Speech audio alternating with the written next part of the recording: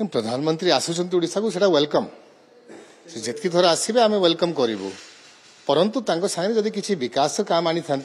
आम आहरी खुशी होता ओडिशार मूलरू स्पेशल कैटेगरी स्टेटस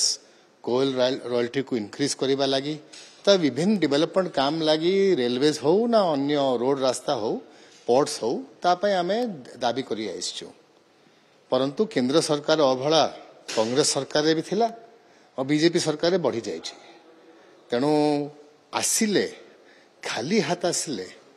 शोभा दौनी उत्कर्ष ओडिशा रे इन्वेस्टमेंट आसिले भी आम स्वागत करूँ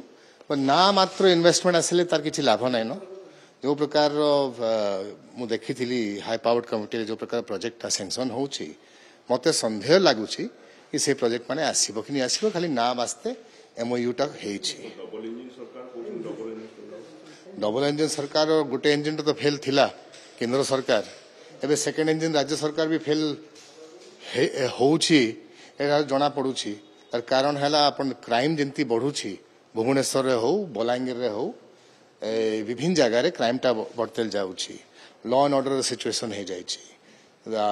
इलीगल माइग्रेंट्स ता जदि अपन कथा हेबे डिस्ट्रेस माइग्रेशन रे कथा हेबे एटा बढ़ी जाइची आउ तार संगे आमे देखिछु बलांगीर रे गत 10 दिन में 5टा डेड बॉडीज इलीगल माइग्रेंट्स बाहरी और जो जगह तांकर उपमुख्यमंत्री टास्क फोर्स हेड अच्छी जिला दुईटा बड़ बड़ मंत्री अच्छा तेणु ये प्रकार गवर्नेंस मिसमैनेजमेंटा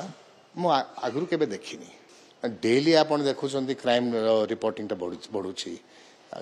किछि दिन आगु निरंजन बाबूंकर घरे चोरी होता